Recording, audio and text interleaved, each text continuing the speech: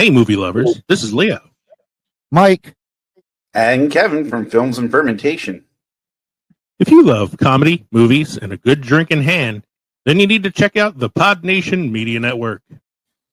It's home to a variety of amazing podcasts covering everything from pulp culture to history and, of course, movies like ours. And the best part, Pod Nation Media Network is featured on Roku, so you can stream your favorite podcasts anytime. Alongside Films and Fermentation, you'll find other fantastic shows like the KJ&A podcast, The Undiscovered Entrepreneur, Real Sharks, and so many more. So grab a drink, press play, and join the fun with Pod Nation Media Network. Because everything's better with a little comedy, movies, and booze. Learn more by going to linktree.com/podnationpods. Films and fermentation, movies and inebriation with films and fermentation, comedy mixed with taste elevation. Films and fermentation with Leo, Kevin, and Mike.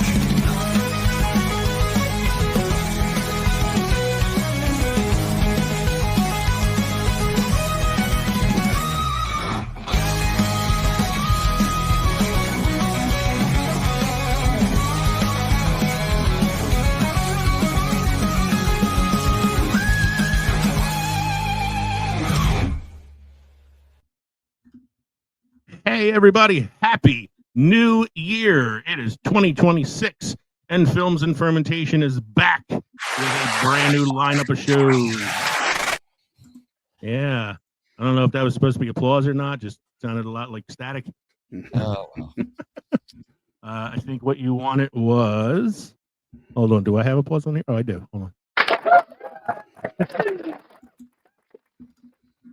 So we are Films and Fermentation, a movie and alcohol podcast, number one pop culture podcast on Good Pods, and number one beer podcast on Good Pods. I'm Leo. I'm Kevin. I'm Mike. We're three friends who like to talk shit about movies while getting shit-faced, and some of us have already forgotten how we intro the show. This is episode 222. We're doing a review of the films of 2025 and a preview of the films of 2026. So this week on Films and Fermentation, we're cracking open a cold one and looking back at the beautiful disasters and surprise bangers that were the movies of 2025. We'll argue about box office hits, under-the-radar gems, and the who greenlit this films that probably should have stayed in development hell. Then we'll stumble boldly into the future with a preview of 2026 movies, hyped blockbusters, sequels nobody asked for, and the odd original idea that somehow escaped a franchise. Expect beer-fueled predictions, wild, inaccurate box office guesses, and at least one movie we'll swear will save cinema until it doesn't. If you love a chaotic year in review, upcoming movie previews, and a film review podcast that doesn't take itself too seriously, this episode is your double feature. If you want to know why I grunted just now, the kitten almost took the plug out of my computer. For those listeners out there who are wondering what's going on right now, I bought my wife a kitten for Christmas, and it is now the bane of my existence. You see, she really wanted a hippopotamus, but yeah, couldn't afford that, so you went with a kitten. Yeah, See what you got. was A an easier hippopotamus deal with. wouldn't try to take out your cord. No, I just give him a big pumpkin. He'd be happy. Yeah. Don't forget to drop us an email at filmsandfermentation@gmail.com or visit linktree.com/filmsandfermentation. Find all of our social media podcast links. Become part of the Films and Fermentation family by watching us on the Pod Nation Media Network on Roku. You can also watch us on YouTube and Rumble. We're an independent podcast, which means we are listener supported, so please consider joining our Patreon for as little as $1 a month to receive members-only content. We have revamped our Patreon over the Christmas break, Yes, we and have. there's a whole new slew of content on there for you. For just $1 a month, you can listen to our archive of old episodes and get access to some bonus movie preview episodes.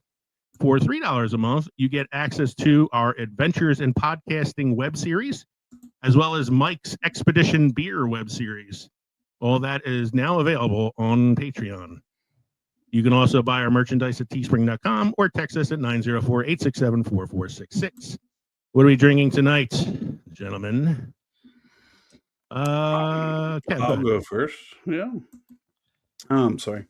I am Drinking Hammer. something a little heavier than normal. This is from Trogs. It's the Mad Elf, but it's the Grand Cru.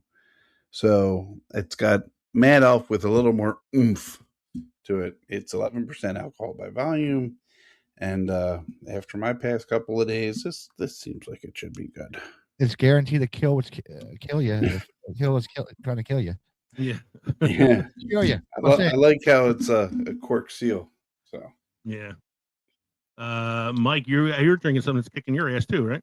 Oh yeah, this thing's gonna kick my ass quite a bit. It's, Yearbocker's Quad, Belgian style quadruple ale is 11.8% alcohol by volume, which is a little bit stronger than what I normally drink. I also had a week, probably not as bad a week as Kevin has had, but a lot more stressful week than I was hoping to have my first week back at school. I started pre-gaming already. So before we even started recording, I downed a can of Hardywood gingerbread stout that was provided by Michael. Imperial milk stout with cinnamon, vanilla, ginger, and honey, which is 9.2% alcohol by volume. And I am now starting from a pack of beers that Kevin gave me. The Ommegang Brewery Three Philosophers Quadruple Ale, blend of quadruple ale, creek ale, and cherries. 9.7% alcohol by volume as well. And I'm sure I will finish this, and I'm not sure what I'm going to drink next, but it's probably also going to be high in alcohol volume. This came from the pack that I got from Kev. We're all drinking from packs that Kev got. That's right. Even Kev. Yeah. All right. It's been a while. It's been a couple weeks, so let's play a song. This week in film history with Mike.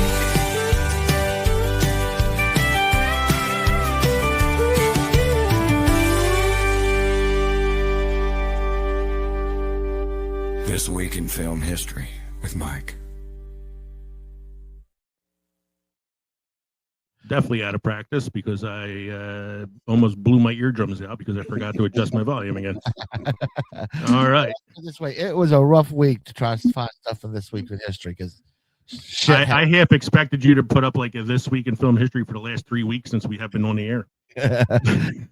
Nah, I want to go do a week at a time. I'm not that bad. But there's only 4 things that happened this week. What? In 1927, Louis B. Mayer, head of films of MGM, announces the creation of the Academy of Motion Pictures Arts and Sciences. Yes, and we now have a podcast because of it.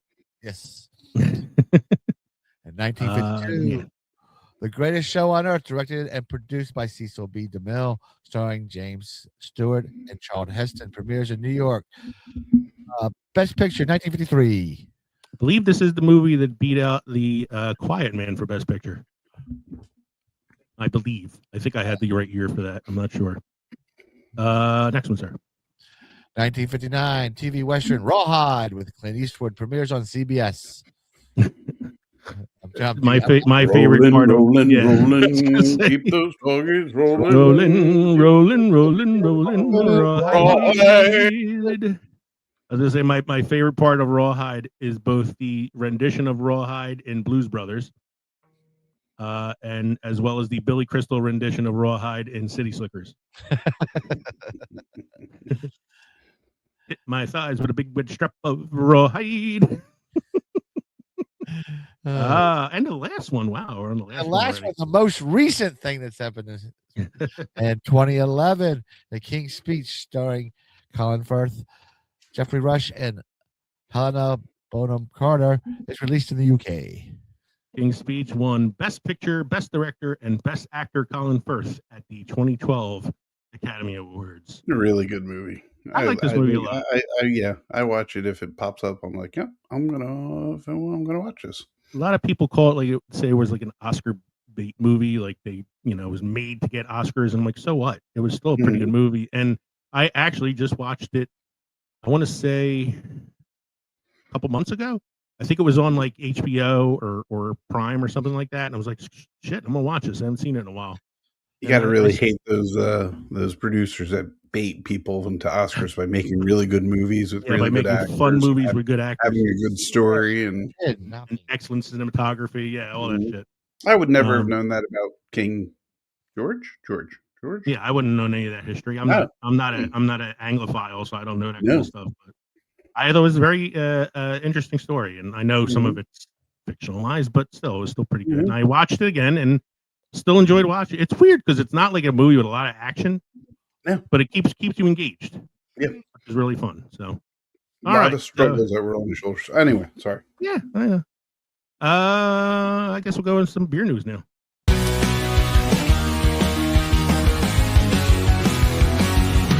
Kevin's here, he's here for beer. He's got news, it's beer news with Kevin.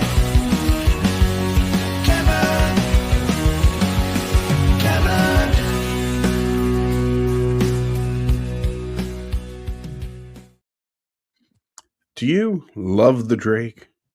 Do you love the Drake? Do I love the Drake, Jerry. Love it. I'm making reference, obviously, to Seinfeld, the Mhm. great Drake. I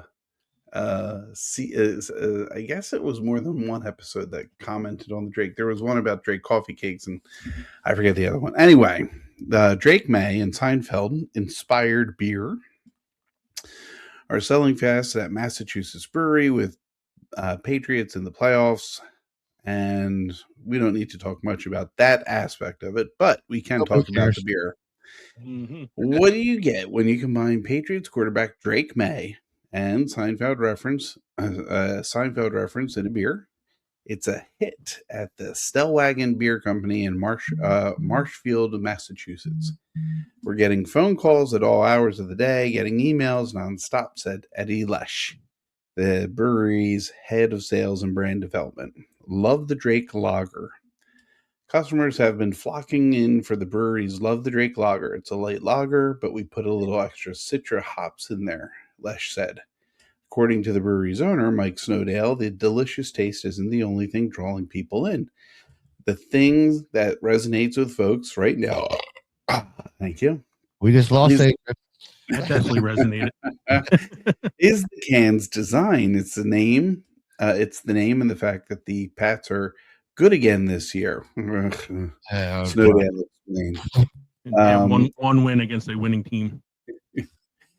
To describe what the label looks like, it's a white label with Is that Drake a May on it, and it's got the Seinfeld circular yellow like oval circle with in the Seinfeld font "Love the Drake Lager" written on it. That's the extent of it.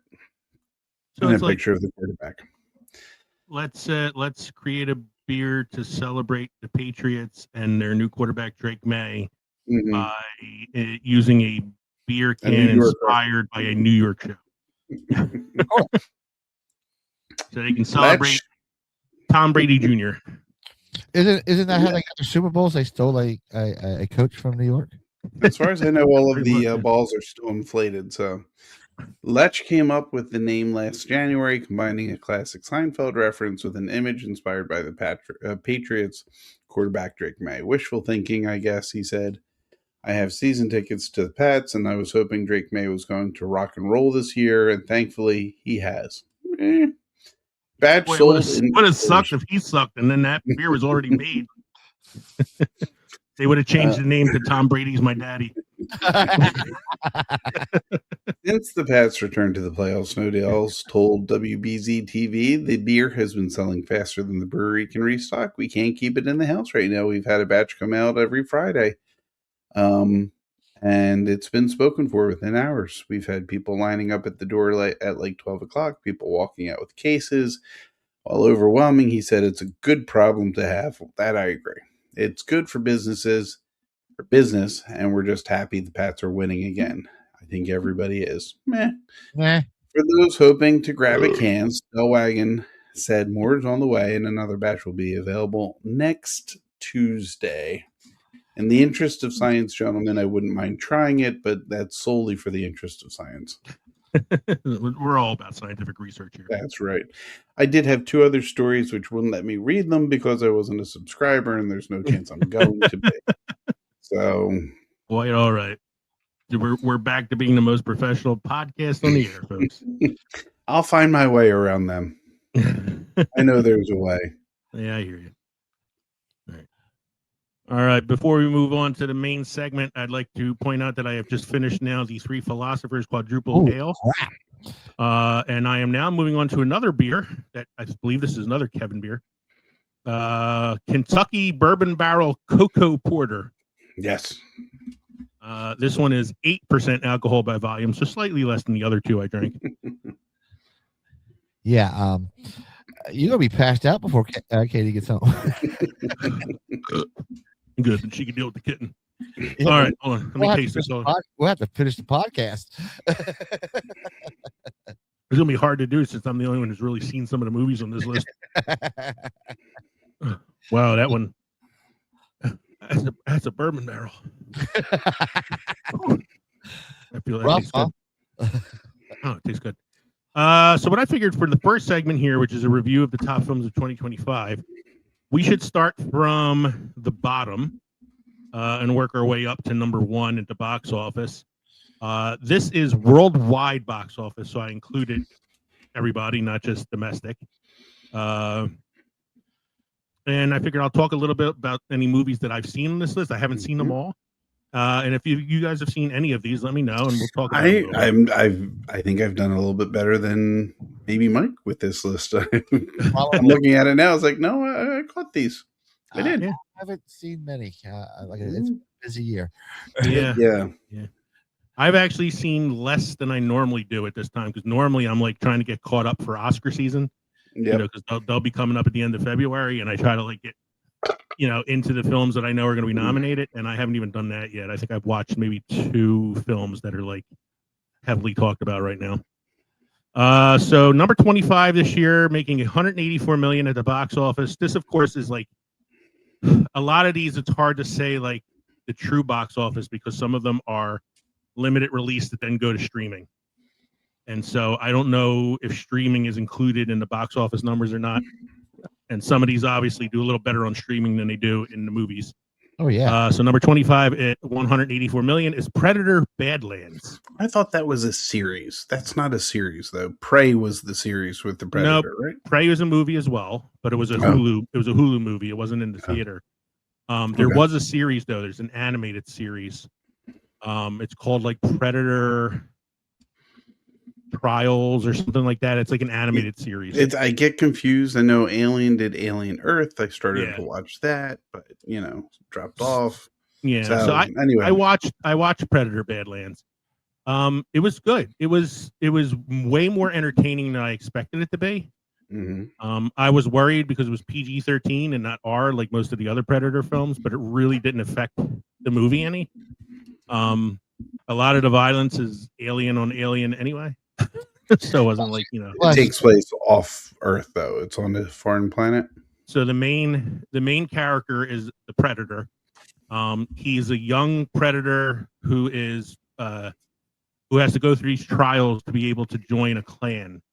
And so he gets sent to a planet that they go to do this trial, to hunt these creatures that will prove that he's, true. So he's smart. Yeah, he meets up with a replicant from the Watani Corporation. So like it ties into aliens a little bit. And she kind of helps him navigate the planet. The replicant's played by Elle Fanning. She's really, really good in the movie. She's very funny. And it was actually like really good. It had good action, decent story, and it was a pretty quick movie. It was like an hour and 40-some minutes. So I actually really enjoyed it. I think I would put it up there in like, not counting Alien versus Predator, which is in a category of nonsense all its own. Just the Predator movies alone, I would put this like in like the top 4. It's like Predator is the best one for me. Mm-hmm.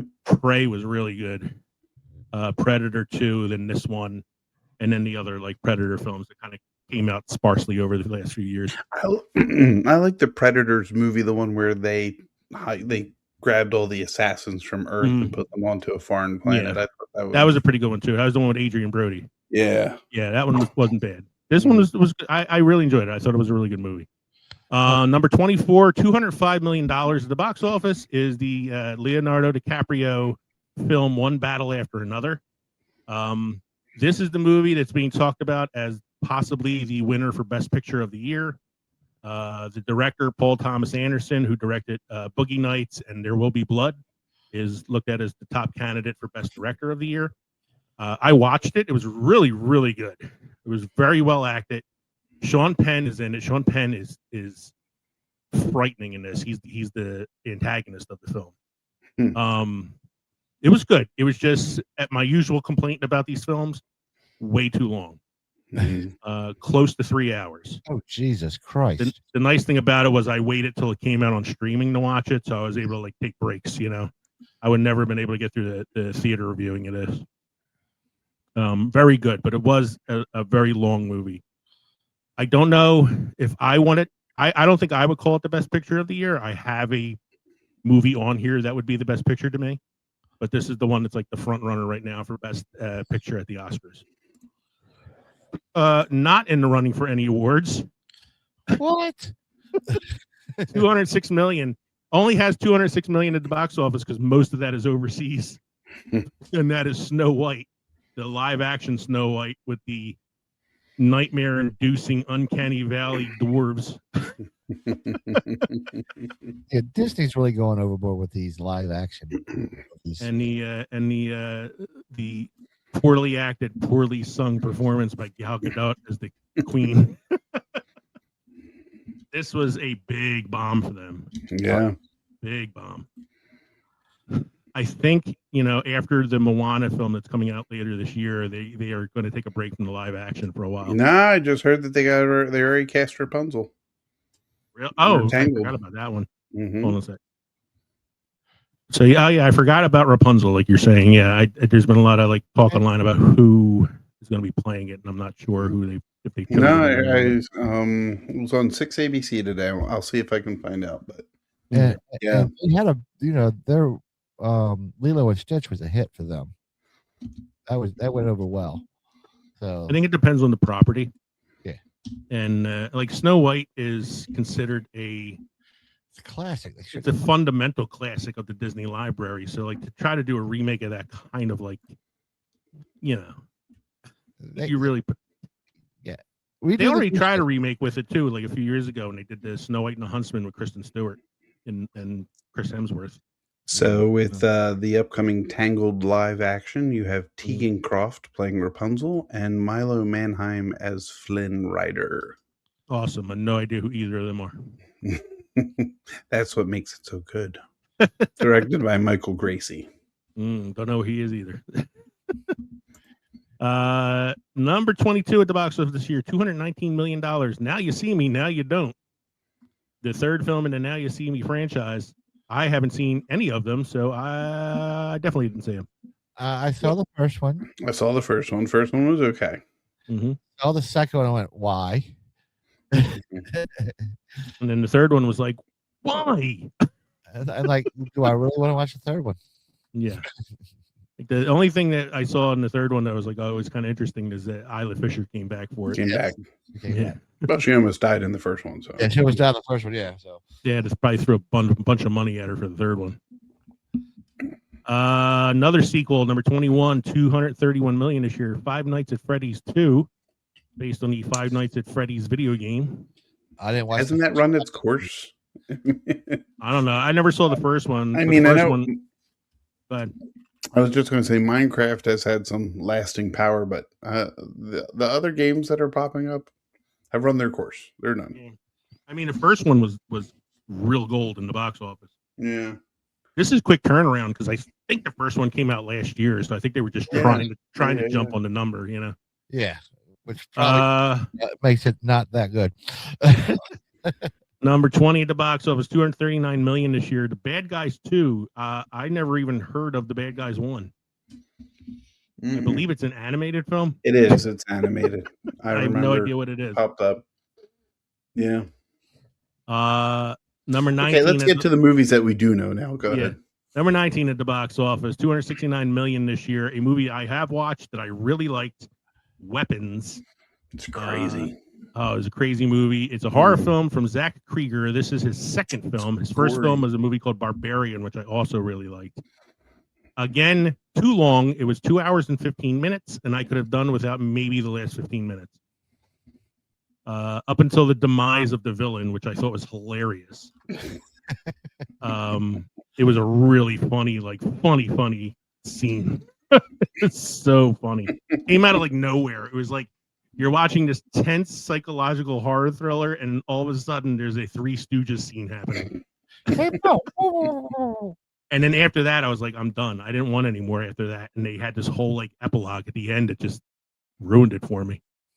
But otherwise, I thought it was a really good movie, a good like sophomore effort. Like you don't always do well in those sophomore efforts, but I'm looking forward to whatever the guy does next. A downright success at the box office when you look at the numbers. Final Destination: Bloodlines, 316 million. Let's just go after everybody else that's related to these guys. Oh, I like the first Final Destination. I saw it good. Yeah, many moons ago. I saw the second one. I was like, okay. I haven't watched any since then. I've heard a lot of good things about this one, though. You can only take it for so far. I mean, come on. Yeah. I heard this one, though, is pretty entertaining. Like, it doesn't take itself too seriously. It kind of knows what it is. Okay. I like when a movie can do that, you know? All right. Let's start getting to some of the ones that I think some of us might have seen. Number 17, $368 million this year. The movie that I think is the best picture of the year, Sinners. This movie was fantastic. Michael B. Jordan. Michael B. Jordan, and Michael B. Jordan. What's her name? Haley Steinfeld. Yeah. So Michael B. Jordan plays twin brothers in the film. Smoke and Stack are their names. One of them, spoiler alert, becomes a vampire. So he ends up playing like three characters really in the movie. It's a horror film, but it's also a film about racism in the Deep South in the 30s. And it's also a film about music. What? It's also a film about music. There was racism in the Deep South in the 30s? Yeah. Yeah, you wouldn't think that in Mississippi, would you? No. Haley Steinfeld's amazing in it. Michael B. Jordan is fucking fire in this film. Keith David's in it. He is amazing in it. Oh, not Keith David. I'm sorry. Delroy Lindo's in it. He's really, really good. I really like this movie. I thought it was a good horror film. Had a lot of like folklore in it. Had a lot of good music in it. It was incredible. Ryan Coogler, who did the Black Panther films, is the director. I really, for my money, this is the best movie of the year, but I don't think it's going to beat one battle after another, which is kind of sad. Not as good a movie, but I enjoyed it. Thunderbolts, number 16. I still need to watch this. 382 million.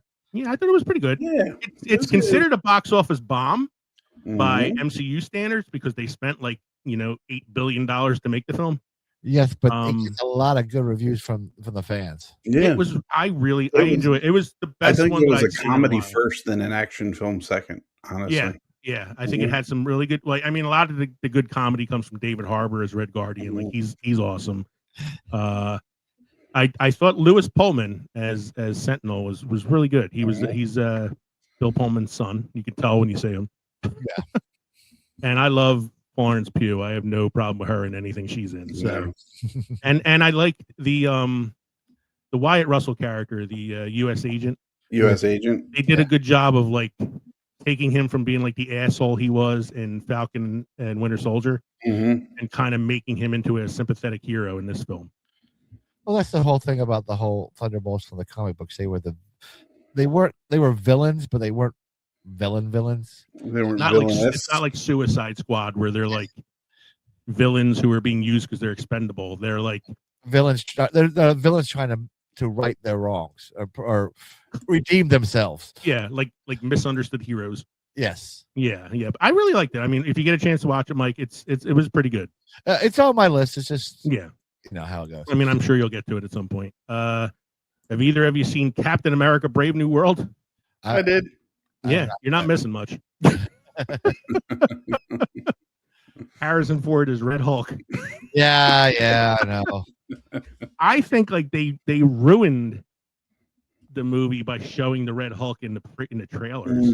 Yeah. I mean, I understand like that was kind of the draw to get people to come see it, because I don't know if they had a lot of faith in the Falcon becoming Captain America. Yeah. But And it was the thinker or the leader. The leader. The leader. Was the, Yeah. He's a main villain, and he wasn't terrible.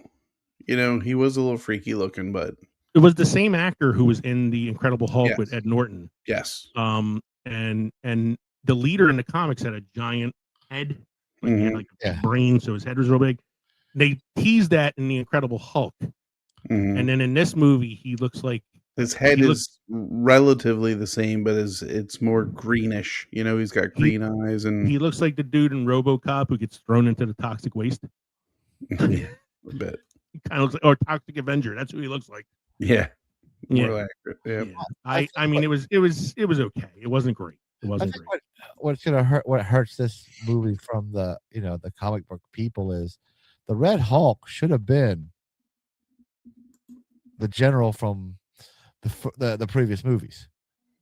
Well, the general in the previous movies was Sam Elliott. Yeah. No. No, Yeah, in the No. well, in the no, first you're thinking Hulk, John Hurt. well, John Hurt was Thunderbolt Ross. Not John Hurt. William Hurt. William Hurt. William Hurt was Thunderbolt Ross in the MCU films. right? Yeah. Sam Elliott was General Ross in the Ed Norton Incredible Nope. Hulk film. Right. Or was it the Eric Bana one? No, it was still William Hurt. William Hurt was William Thunderbolt. Hurt, all of them. Was it really? I don't think it was. But No, the only William one Hurt's who- also dead. Oh, he's dead now. Yeah, that's why Died. they went Like you with couldn't. He Harrison couldn't be. Ford. I mean, he Well, could have No, They probably could could have have him. probably could have AI'd him. Yeah, they could have him. they could have AI'd him, but no, he was. It was yeah, it was William Hurt for the Ed Norton one. I don't know who it was. I'm looking up in the the Eric Bana one. Eric was Sam Bana Elliott. one. Eric Bana was Sam Elliott was Thunderbolt Ross. Okay. And then the Incredible Hulk with Ed Norton. Thunderbolt Ross was, you're right, was William Hurt. So William Hurt was from Incredible Hulk through the MCU. Right. Because technically, the Ed Norton one is what they consider the Part of the MCU, yeah. Yeah, they even had a mid-credit or post-credit scene with Tony Stark. Yeah. So anyway, like William Hurt unfortunately passed away before the making of but I don't Brave think New World. So. I don't think, as much as I love Harrison Ford, I don't think he was the right choice. What was the clip I sent you, Lee? What?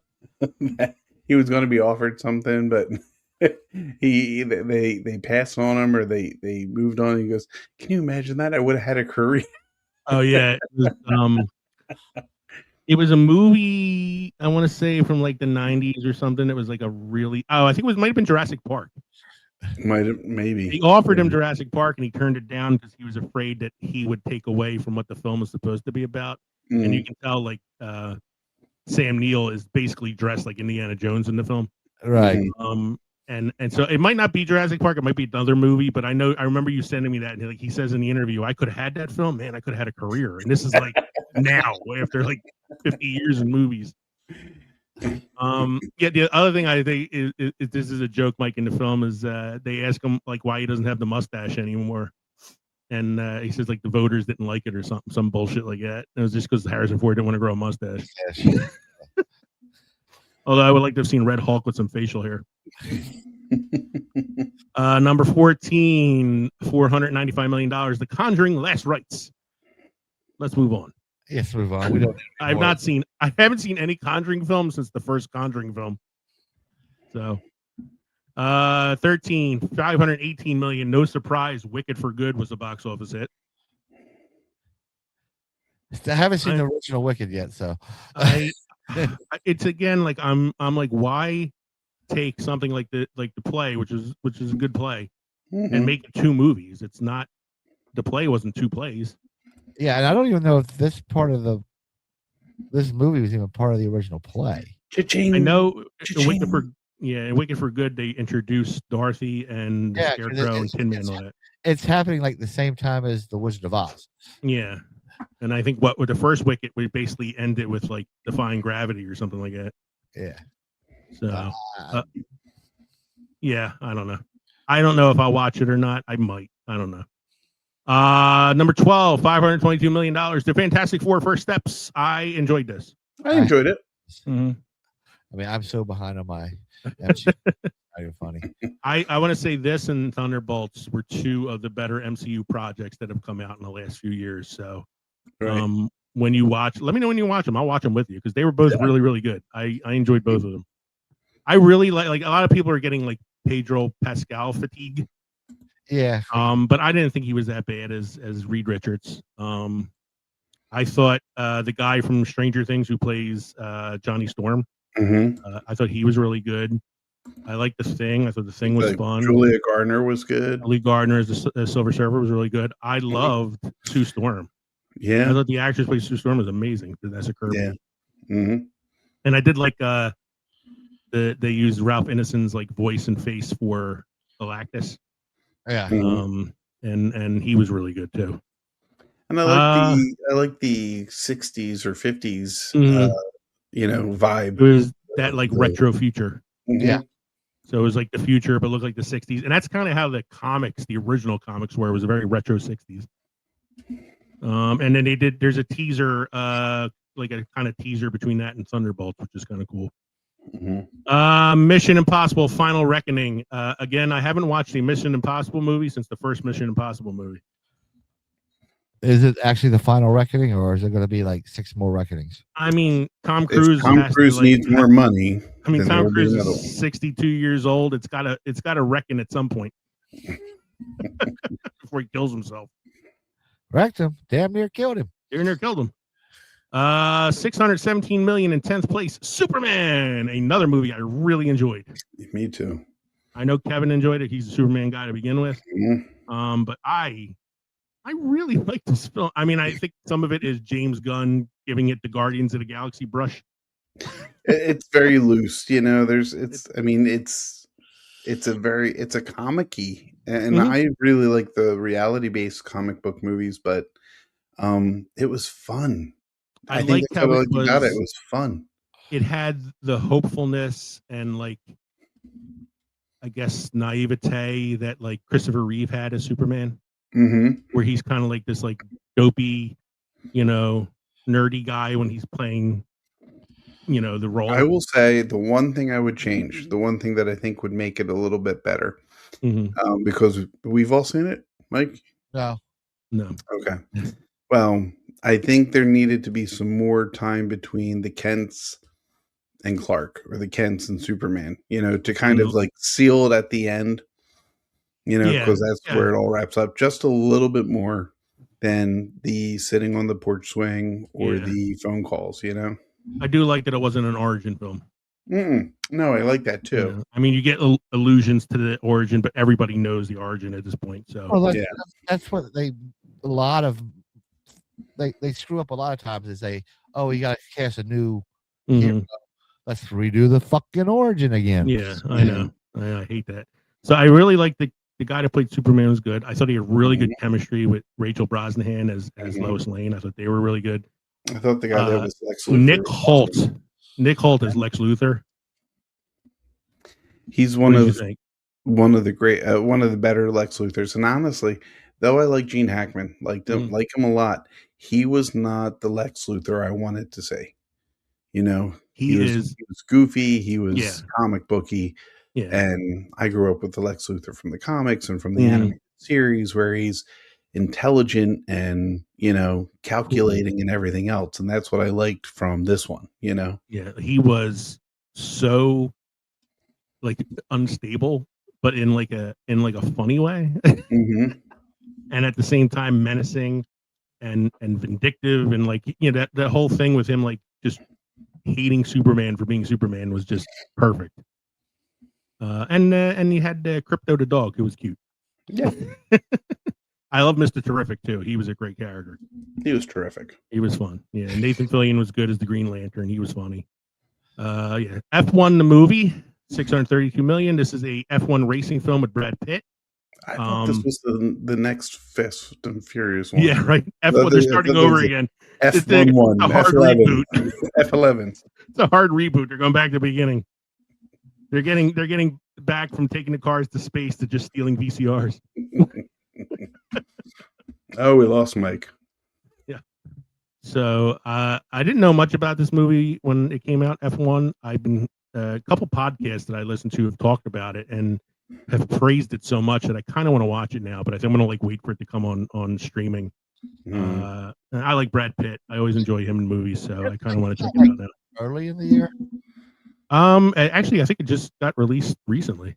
I thought I remember seeing previews. Or maybe it was. You know what? Since it's $632 million, it probably did come out earlier this year. I thought I remember seeing previews and stuff for it early in the year. I'm like, I always forgot about it. Yeah, I'll have to look and see if it's on streaming yet. The live action How to Train Your Dragon is 8th place. I love How to Train Your Dragon. I love the whole trilogy of animated films. I've not seen the live action one yet. I'm half reluctant because I don't know if they're gonna fuck it up or not. But because now DreamWorks is following in Disney's footsteps. Yeah, exactly. do we need live action versions of movies that were pretty much perfect to begin with? Wait till they bring out live action of Shrek. Who would play Shrek? Who would play Donkey? Donkey. You could bring Eddie Murphy back for Donkey. Shrek would be, I guess, David Harbour. The only big actor I can think of. Number 7 is a film from Japan, which is why none of us have probably heard of it. And why it has $721 million box office, because that's probably the Asian box office contributing to that mostly. It's a movie called Demon Slayer Kimetsu no Yaiba Infinity Castle, which I believe is a sequel to another Demon Slayer film. Yeah, I've heard of the series. Yeah, it's a Japanese series. Number 6. This is not connected to The Witcher? No. It's not The Witcher. No. Nor is it connected to K-pop Demon Slayers. Jurassic World Rebirth. I thought this movie was a box office bomb, but I can't believe it made $869 million. I'm still going to watch it just because of. I know you're a ScarJo guy. Haven't watched it. I'm going to watch it. I haven't watched it, but just from the trailers alone, I can tell that she went cha-ching when they handed her the check. Oh yeah. Again, this is a worldwide box office, so I'm sure this did really well overseas. Minecraft movie, $958 million. I cringe for the future of our society when the Minecraft movie makes close to $1 billion fucking dollars at the box office. I heard Jason Momoa really phoned it in though for this. He didn't put much effort in. I feel like the only person, I haven't seen it, but just from the trailers alone, it looks like the only person who gave a shit was Jack Black. And that's just because Jack Black is 100% into everything he does. Because Jack Black, I think Jack Black is just happy he has a career. I know. I love Jack Black. I have nothing against Jack Black. No. But he's not the typical person you go, yep, that's going to be a fucking star in movies. Yeah, I know, right? But he's solid. He's always working, man. He's always doing shit. You know what I rewatched recently that he was in that he's really Shallow good Hal. The Jackal. The Jackal, yeah, where he gets his arm blown off. No, it was one of his first movies. Was High Fidelity. High Fidelity. Oh, that's a good one. That is a good one. He's really funny in that. And I love that movie. Yeah. Lilo and Stitch live action, $1.04 billion. Told you they made it. They did that one. Yeah, made a killing with that one. I think a lot of it had to do with just Stitch. Everybody loves Stitch, you know. Everybody, oh god! And the little girl that plays Lilo is freaking adorable. It looks like they did pretty good with the casting for that film, as far as I can tell. Mm-hmm. I have not seen Avatar: Fire and Ash, but apparently it has made $1.08 billion. Does that mean we have to get the other two, or can he just call it? Because he said if it was a bomb, didn't do well, it was going to call it. Didn't do well. He wasn't good, but I think $1.8 billion means tell him it didn't do well and have him call it. Well, considering I think we're getting Avatar gas out my ass next. So Well, considering that out of the three out of the top 4 movies are Disney movies, I think Disney's Yeah, right. good. Yeah. Number 2, $1.59 billion at the box office, and the number 1 movie in America this year, Zootopia 2. I really need to see that one. I have to see it too. I love Zootopia. I really like Zootopia. So I want to see the second one. So I'm gonna, as soon as that hits, I streaming, only saw a moment of it, and the lamb who was the antagonist in the first one, the scene that they use with her as it's a depiction of Hannibal Lecter in Silence of the Lambs. I'm like, she's the lamb. That's funny. That's great. Yeah, I definitely want to watch this when it comes back on streaming. I think the whole reason I love the Zootopia film, the first one, is The even sloth. no, the sloth is no, but it takes me back to classic Disney. The facial features that the animal characters have take me back to with the hand drawn ones they were doing. The main the Fox character, Nick Wilde, I think his character's name or whatever. Jason Bateman. Jason Bateman character. He reminds me of the Robin Hood Fox. Yes, a lot. He just that face. They went back to scratch. Like, hey, we're going to study what the animals look like, draw them, and make the facial features right. Yeah, I really love. Dude, the sloth scene cracks me up every time I watch it. I will occasionally, just to annoy Katie, I'll start laughing like the sloth. I'll go,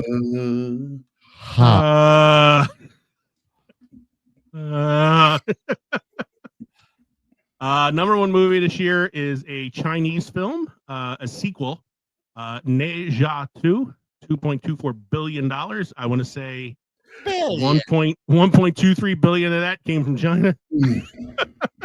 It's nothing compared to Ne Zha, the first one. Yeah, I think it's actually on like Netflix right now if you want to check it out, but I don't know anything about it. All right, so that was the top 25 films of 2025. There were a couple that were not on that list that I saw that I thought were really good. So we'll talk about those when we get to the shout outs. Releases of 2026. So I thought with this, we can each talk about whether or not we care about these films or are excited to see them.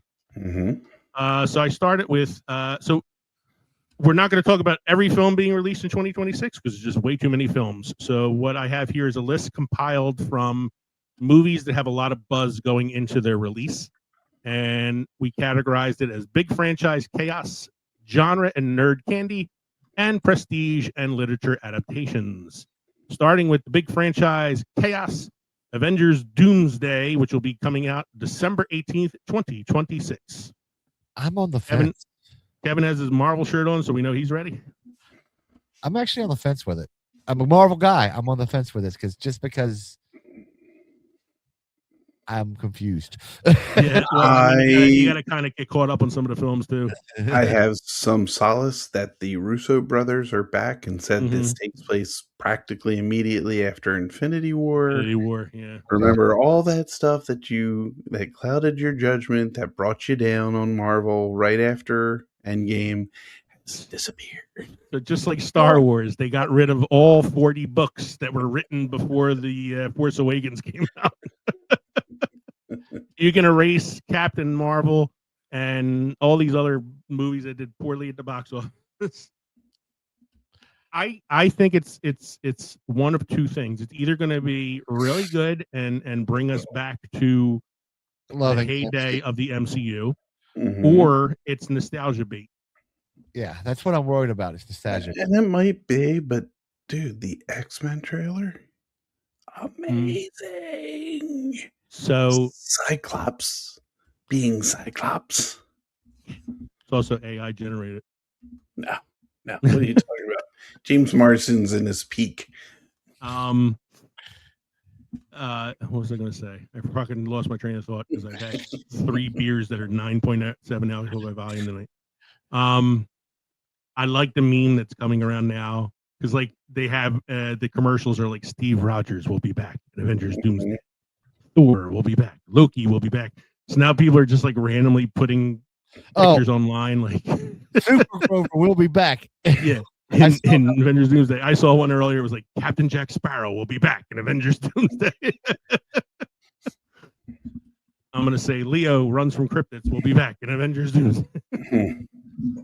One that I am definitely excited for, and I would like to set up a mandate for this one with you guys. The Odyssey, coming out July 17th, 2026. Yes. Shouldn't that be under Prestige and Lit Adaptations? I know, right? It probably should be, but I think I put it in the wrong one. That's all right. We'll talk about it early now. After Oppenheimer, it's going to have the hype of. Yeah. Well, it's the Odyssey. It's the sequel to the Iliad, so you know. The Odyssey the trailer looked It's awesome. fucking amazing. We love Chris Nolan to begin with. Yes. It's a lot of the same Chris Nolan players. You know, you got Matt Damon, you got Anne Hathaway in it. We got some new people in it, like Tom Holland, Zendaya's in it. John Bernthal. So you got some like new faces showing up. I mean, it looks fantastic. It does.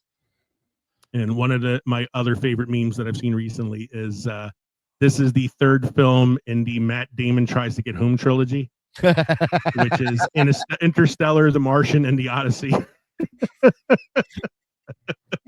Jesus Christ.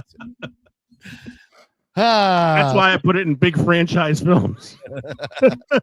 I hope he goes on Jimmy Kimmel and promotes it that way. Great. That would be really funny. Also coming, so this is weird. This one's coming out the same day as Avengers Doomsday, which is fucking balls. That takes some big brass balls. Dune Part 3. The book is called Dune Messiah. Haven't they always dropped the Dune movies online first? It's always streamed first before it's gone into the theaters. I know they did it with the first one because that was COVID. Yeah, I know they did it with the first one. I don't think they did it with the second one. I saw the second one in the theater, so I don't remember. But I love Dune. It's my favorite book of all time. I love all the Dune books that followed it. So for me, this is like fucking number one on my list right now. I can't wait for Dune to come out.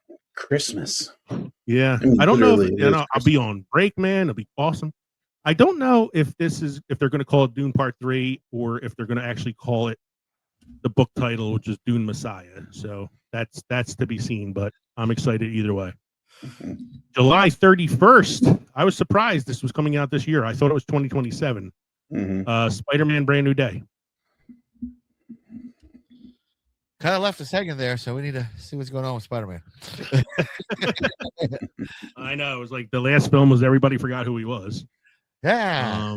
I'm assuming this will be tying his story into Doomsday somehow. I assume. I know Sadie Sink from Stranger Things is in it, and there's a lot of speculation as to who she's going to be playing in the film. Mary Jane. Some people said Mary Jane. Some people said she might be the new Jean Grey. Well, Spider-Gwen. Some people said the new Jean Grey. Or like the new DC, MCU version of the X-Men or whatever. So I'm curious. I'm really curious to see who she's going to play. I don't know much else about it though. She's going to be Firestar from Spider-Man and His Amazing Friends. And who's Iceman?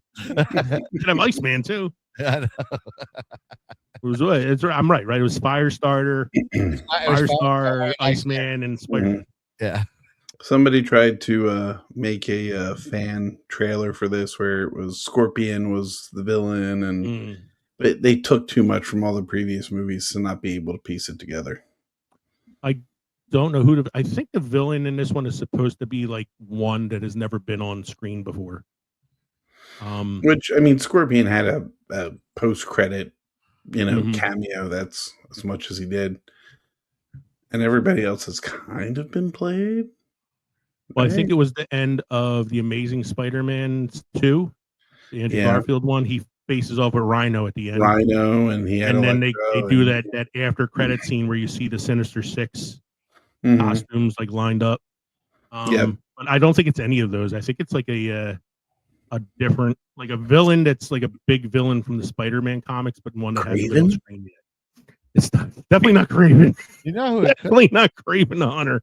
They could Thankfully, Disney has not bought the rights to that character yet. So, they could always tie it back into the the Daredevil universe because Kingpin was a big villain against Spider-Man too. yeah. I don't think it's Kingpin. I would like it if it was Kingpin, but I don't think it's him.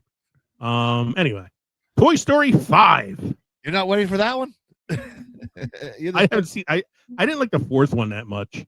Mhm. I thought the third one was so good and had such a perfect ending. I don't know why they needed more other than cha-ching, Mhm. This is what this isn't like Woody gone living out in the wild with Bo Peep. Oh, Yeah. yeah. This one is I think it's like their the main villain is an iPad. Oh yes, that's right. I'm not joking. I think the villain in this is an iPad. Yeah, the Christmas gift is an iPad. That's right. Yeah. Coming out in April, Super Mario Galaxy, the sequel to the Super Mario Brothers film, where Chris Pratt played Mario. Let me do Chris Pratt's Mario Italian accent for you. Ready? It's me, Mario. Jack Black. Jack Black is back as Bowser. Anya Taylor-Joy is back as Princess Peach. Yeah, it's all out of the same voice actors. Oh boy. May 2022 or May 22nd, 2026. Mandalorian and Grogu. Put it in the theaters instead of putting it online. Well, Disney is hoping for a hit here so that they can start milking Star Wars again. Because if this doesn't hit, they might have to put Star Wars on the back burner for a little while. Everything's hanging on how cute Grogu is. But he would have grown up so much since then. He's no longer going to be baby Grogu. It's like this. Grogu. It's like this Stranger Things kids. I mean, Grogu's going to be able to fly his own starship. In the first episode of The Mandalorian, they said that Grogu's 50 years old. He's already older than all three of us. I am Groot. I don't know about that. I'm 51. Oh, that's right. I forgot. Mike's on AARP. Moana live action. July 10th. All those discounts now. Yeah. You get to ride the bus for free. Moana live action on July 10th. You know the Rock is going to milk this motherfucker. Well, yeah, The Rock is playing Maui again. Yeah, Maui. Yeah, he's gonna. The actress who voiced Moana is not playing Moana in the film. I thought that kind of sucked. I don't know. I love Moana. I love Moana. Moana is one of my favorite Disney films of all time. Mm-hmm. I think it's like it's practically a perfect movie. So I'm worried about the live action one. I'll probably wait for that to come out on streaming, but I don't know. All right. Genre nerd candy. We just had 28 years later this year. So now next year we're going to have, or this year coming up, 28 years later, The Bone Temple. Okay. That's what I called my apartment in the college. You were the only one, though. You just took advantage of Wings Wednesdays. I haven't seen the 28 years later yet. I would like to see it because I do like the 28 days later and 28 weeks later films. The Bone Temple, I think, is a reference to something that happens at the end of 28 years later, but I haven't seen it, like I said. So, coming out in March 20th, 2026. I am really, really excited for this movie, and I'll tell you why. The film is called Project Hail Mary, stars Ryan Gosling. It's a sci-fi film from the same writer of The Martian. The guy that wrote the Martian novel also wrote Project Hail Mary and is one of the screenwriters on the film. So I'm really excited about it because I love The Martian. Mm-hmm. And this looks like a really interesting film. Hunger Games, Sunrise on the Reaping. Why? Yeah. Talk about milking franchises. Yeah. I haven't seen. Did the first prequel do any good, or? I think it did okay. I haven't seen it. The one was called like was it called like Hunger Games, like Shoots and Ladders or some shit like that? The Ballad of Songbirds and Snakes. Yeah, that's what I said. It came out 2 years ago, and I still don't see it on any streaming services. I do know it starred the actress from Snow White movie that bombed, so she's doing really well. Yeah, Rachel Zegler. Yeah, Rachel Zegler. I don't know anything else about this movie, so we'll see. Supergirl coming out in June. I'm excited for this. I like the actress Millie Alcock. She was in House of the Dragon. The trailer looked really good. I liked her little cameo in the Superman film. So I'm excited to give this a shot. Gary's a name. Did you see the outtakes for that? Alan Tudyk ad-libbed that, and That's number 4. yeah, he laughed so much that they said, "Oh, let's keep that in the film." 4's the name, so is Gary. But I'm excited to see Supergirl, and Jason Momoa is in that one playing Lobo. He looks like Lobo, so He does look like Lobo, so I'm excited for this. Greenland 2 Migration. Never saw Greenland. I have one. Yeah, I never saw the first one. I know it's Doesn't one of have those. Ryan Reynolds in it, too? No, it's Gerard Butler. Uh, Gerard Butler's been doing a lot of like straight to streaming action nonsense, so I'm surprised that this one is coming out in the theater. I saw a trailer for this one today. It gets released this week. It's called Primate. It's a horror film about apes going ape. One particular ape going ape. About monkeys going ape. Yes. I put this one on there for Mike because I know he's excited about it. Mercy, starring Chris Pratt and Rebecca Ferguson. If anything else, it gives me more fodder about Skynet and the Yeah. There's about a lot to do with AI in this film. And it's a mystery, and I like mystery movies. I figured I'll let you watch it. If you like it, then I'll try it out. Okay. Lord of the Rings is getting a re-release in July. All 3 movies are being released limited for 3 days straight. I just figured I'd put that in there because I think they'll probably end up in the box office mojo list at the end of the year because of it. October 16th, a new Street Fighter film, a reboot, going back to the arcade video game roots. I kind of want to see this because the characters, they have posters now of all the characters, and they all look very video game accurate. And Mike, Guile is being played by Cody Rhodes. I think I heard something about that. Yes, Cody Rhodes and Roman Reigns are both in the film, playing characters from the video game. So it's got to be something to do with the whatever that company is now. Yeah, was it Konami? Was Konami Street Fighter or something like that? I think so. I think it might have been Capcom. Capcom. Yeah, it was Capcom.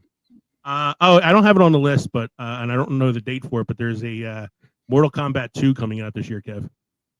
Yeah, I know. I saw that one too. Direct sequel starring Carl Urban. We have some prestige and lit adaptations this year. Narnia, the Magician's Nephew. I've never seen anything since the original Narnia. I didn't think they were making any more Narnia films after Prince Caspian because I thought it didn't do very well. Yeah, I just saw the Lion, Witch, and the Wardrobe. I never saw anything after that. Lion, Witch, and the Wardrobe, Prince Caspian, and then the third one was the Dawn Trader or something like that. Dawn Treader. And I don't think they did that well, so I'm surprised by this. But this is being directed by Greta Gerwig, who did the Barbie film, so I'm not surprised it got greenlit. Narnia, the Bard's roommate.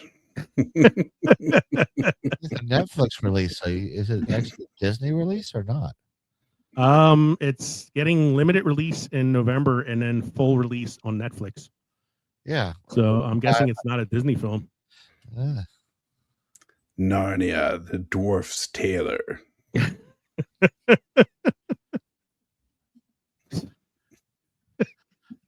I use a very small Chronicles of Narnia, the Elf's Elbow. Chronicles of Narnia. Is Mr. Tumnus a pedophile? Yes. Oh. The Devil Wears Prada 2, May 1st. Yeah. Why? The first movie was a good movie and it was a box office success. Yeah, but it's 15 years later. Yeah, it's one of those. They should have fucking done it like maybe 2 or 3 years after the first one. Yeah, well, it's one of those ones what do they call it now? What's the term they use? Legacy sequel, because it's like so many years after the original. Mm-hmm. We're getting a new Dracula film with Christoph Waltz playing Von Helsing.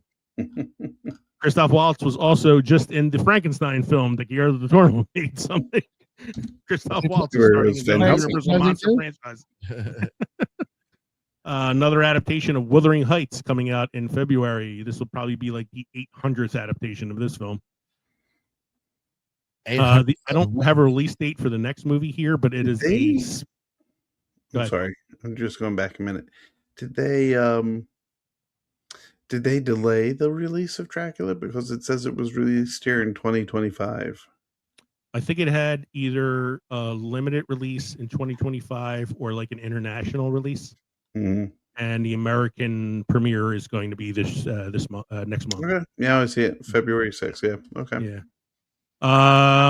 The Adventures of Cliff Booth. Cliff Booth is the character that Brad Pitt played in Once Upon a Time in Hollywood.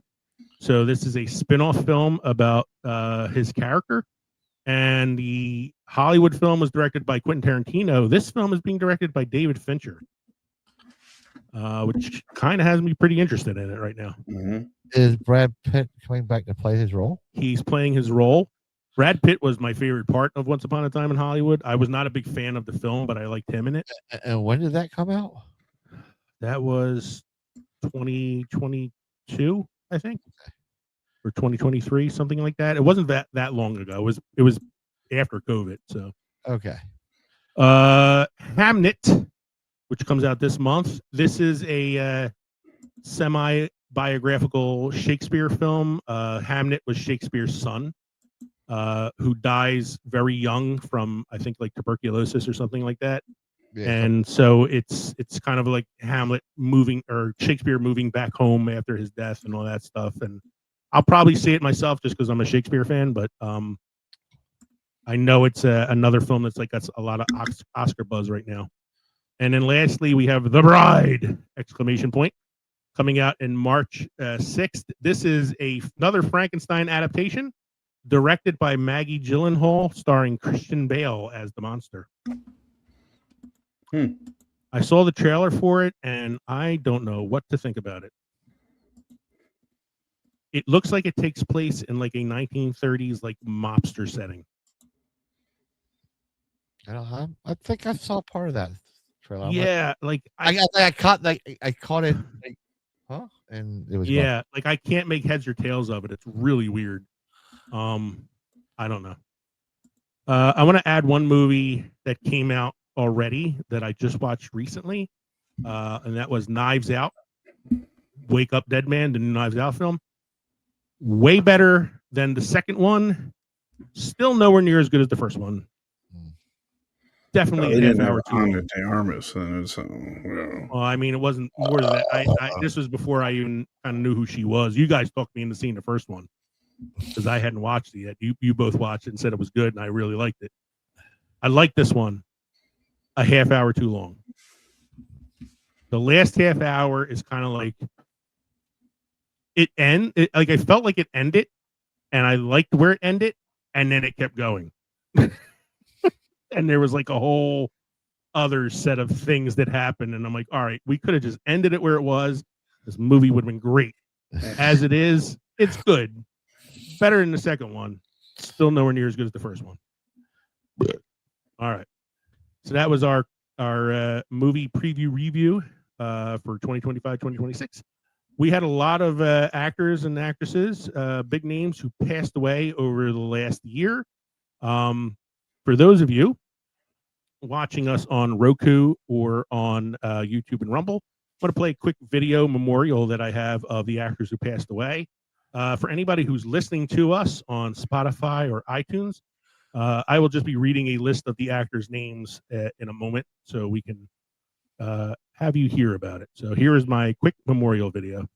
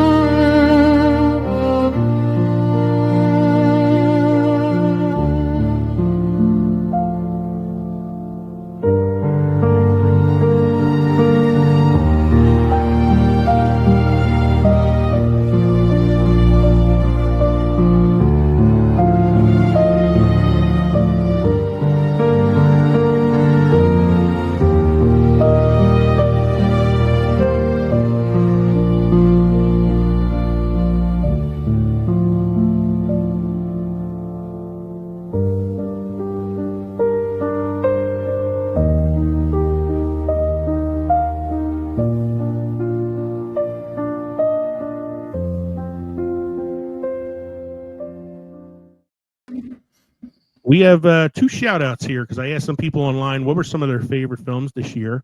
These are two films we didn't mention because they weren't in the box office list, but I've seen one of them, and one of them I really, really liked. So shout out to Jalen Sala on X, who said her favorite film of the year is Guillermo del Toro's Frankenstein. Have either of you had a chance to watch this yet? Not yet. Not yet. It's on Netflix. It's amazing. I really liked it. I like Guillermo del Toro. It's very much his style of filmmaking. The actor who played the monster was phenomenal. Like, he makes you really feel bad for the monster. Oscar Isaac is really good in it. Christoph Waltz is in it. Like I said, he's really good. Mia Goth, who's in the Pearl and X and series of horror films, she's really good in it. I highly recommend this one. And Jalen, thank you for that contribution. And Mike Bruno on Threads, who has actually submitted to us before on the show, said that his favorite film of the year was Spinal Tap 2, R.I.P. to Rob Reiner. I have not watched Spinal Tap 2 yet. Having just rewatched This Is Spinal Tap for the first time in a really long time and enjoying watching it, I think I might have to check out the Spinal Tap 2 now. Okay. Mike, do you have any beer history or trivia for us this evening? I have some a fun fact for you guys. Yes, I like this fact. You can chill a beer in 2 minutes. Just put ice and salt in a bowl and stir. I'm going to keep that in mind next time we do an episode, because I got 3 beers here sitting in front of me, and all of them got a little warm by the time I finished them. So There's only one way faster than that. what's that? Drink it before it gets hot? No, you can always cool it down with a CO2 fire extinguisher. I don't have one, I have one, but I'm not going to waste it on a beer if I need it for a fire. What, are you actually going to need it for a fire? God. I don't know, considering how bad this kitten is, I'm sure he's going to knock a fucking candle over at some point. We have a cinema quote of the week. You were the first person I thought of to play it. You were the first person I thought of to play a chimpanzee. Tim Burton asking then girlfriend Helena Bonham Carter to star in Planet of the Apes. Correction. Then wife. He said to his wife, "You're the first person I thought of to play a chimpanzee." I guess it's no surprise they're divorced now. Honey, that's the sweetest thing you've ever said to me. Yeah, dear, you know what you remind me of? One of those baboons with a big red asshole. I don't know if I need to revisit my drinks or not, because they're really kicking my ass right now. We're all doing well. Mike's hacking up a lung. Kevin's answering phone calls. I'm buzzed. Let's just get over this. It's over with. Yeah. So, Mike, how was your drink? Good. We're gonna make such an impression on that guy that comes in the show in a couple weeks. Kev, how was your stuff? Very good. Very, very good. I will go downstairs and look for another one. If I don't have one in the fridge, I'll put one back in there. I drank a gingerbread stout before the show, a Three Philosophers quadruple ale during the show, and a Kentucky Bourbon Barrel cocoa porter, 9.7, 9.2, and 8.0. They are going night after this. So I have consumed 26.9% alcohol by volume this evening. So yeah, I'm probably going to be passing out soon. All right, thank you everybody for joining us tonight for episode 222, our 2026 premiere episode preview of the films of 2025, 2026. We hope you enjoyed listening to the podcast as much as we enjoyed recording it for you. Make sure you drop us an email, filmsandfermentation@gmail.com. Visit linktree.com/filmsandfermentation to find all of our social media podcast links. Watch us on YouTube, on Rumble, or on the Pod Nation Media Network on Roku. And don't forget to stop by our brand new rebooted Patreon page at patreon.com/filmsandfermentation. You can also text us at 904-867-4466. Don't forget to join us at the crossroads between Pickled and Fermented next week for episode 223. We're doing a little continuation of the honor of Rob Reiner. by looking at the 40th anniversary of one of his top films, probably one of my all-time favorite films of all time, the 40th anniversary of Stand By Me. And also make sure you drop by on January 27th. We have a very special episode that coming out that day. We're doing another Films That Time Forgot series, and we're going to have a special guest on January 27th. His name is Bobby DeMars. He is the founder of Blind Barrel's whiskey subscription service and producer of the documentary The Business of Amateurs. He will be a special guest on our January 27th episode. In the meantime, I'm Leo. Kevin? I'm Mike. This has been the Films and Fermentation podcast. I'm going to leave before I start slurring anything worse than I'm already doing. Cheers, everybody. Happy New Year's. Cheers.